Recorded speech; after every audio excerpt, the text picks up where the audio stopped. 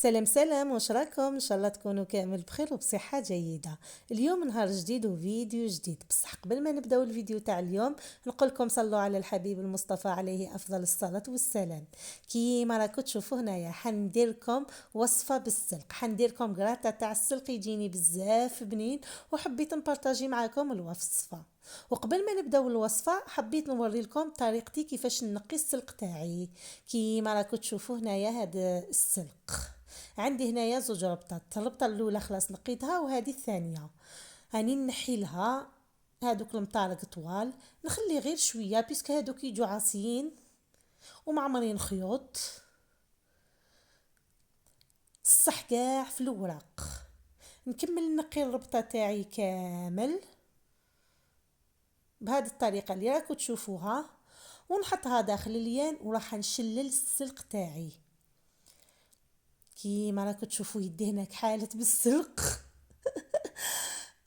نشلل السلق تاعي بيان تحت الروبيني، بيسك على بالنا بلي السلق فيه بزاف تراب، الوغ نغسلو بيان تحت الروبيني، نحطو داخل القدره وندير له كميه قليله تاع الماء ونحطو يغلي. انايا لو كان ما نغليش السلق ما حاش ناكلو، كي نديرو هكاك خضر نقليه ديريكت نحس بنة الريحه، بنة الحنه فيه، ما نحسش بهذيك البنه تاع السلق. كذب عليك وحده تقول لك تروح له لي فيتامين ولا، اسمحي لي يا اختي، الصح في البنه ماشي في الاخر. شحال من خطره ندوق السلق ماشي مغلي توجور نشم في هذيك الريحه تاع الحنه ما ناكلوش. هنايا بعد ما طاب لي السلق تاعي كامل فرغته في الكسكس وخليته يقطر وقطعته.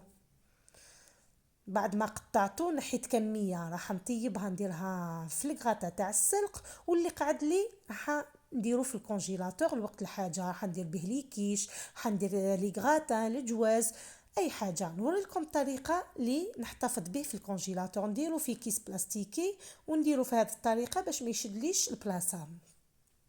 ونجو باش ندوزنو الكغاتا تاعي، هنا عندي كميه تاع السلق، عندي شويه تاع صدر تاع الدجاج مقطعهم بتي كوب، حوالي نص حبه بصل مسكرفجه في رقيق، وحوالي 5 حتى سنينة تاع الثوم مسكرفجين في رقيق، راس الحانوت، الكركم، سكنجبير، وشويه تاع فلفل كحل والزيت، وبلا ما ننساو الملح. نخلط كل شي بيان مع بعض ونحطهم على النار يتقلاو لي حتى يتقلاو لي بيان، والسلق تاعي يشرب لي كامل الماء تاعو. كي يتقلاو لي كامل هادو لي زانغريديون نزيد لهم كميه تاع الفرomاج فوندو مقطع اون بتي كوب، نخلطو بيان مع بعض. وهنايا من جهه واحده اخرى كنت قليت شويه تاع البطاطا قطعتها اون بتي كوب، نزيد نخلطها مع السلق بهذه الطريقه اللي راكم تشوفوها هنايا، ونفرغها في البلا تاعي اللي يدخل للفور. والله هاد الوصفه تجيني بزاف شابه وعلامه، صدقوني تجيني توب. درت الطبقه الاولى تاع السلق والبطاطا وكامل هذاك ادوك لي زانكريديون، بعد ما خلطتهم حطيت شويه تاع الفرomاج غابي في الوسط، وزدت الطبقه الثانيه تانيك تاع الكغاتا تاعي. نسقم بيان لو بلا تاعي، وهنايا من جهه واحده اخرى نخدم بول ولا كاش حاجه نفرغ فيه كميه تاع الحليب، الكميه تاع الحليب على حسب الكميه نتاع السلق اللي راح طيبيها. زدت لها هنايا غير بياض بيض، انتي تقدري ديري حبه كامله ولا تقدري ديري الصفر، انا يعني ندير غير البياض البيض، الصفر نحب نديرو بزاف في لي سالي. درت شويه تاع الملح خلطته بيان، خلط هذاك البياض مع الحليب بيان وفرغته فوق لو غراتا كيما راكم تشوفوا هنايا.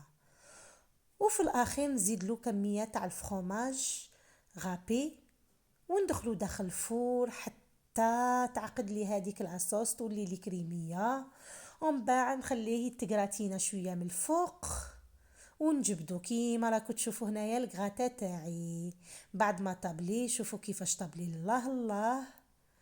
دوك نقطع معاكم من ترونش باش تشوفوا القوام تاعو من الداخل. شوفوا القوام تاعو من الداخل كيفاش جاني كريمي الله الله، والبنه ما نحكي لكمش جاني علامه. ان شاء الله الوصفه تاع اليوم تكون خفيفه ظريفه عليكم وتجربوها.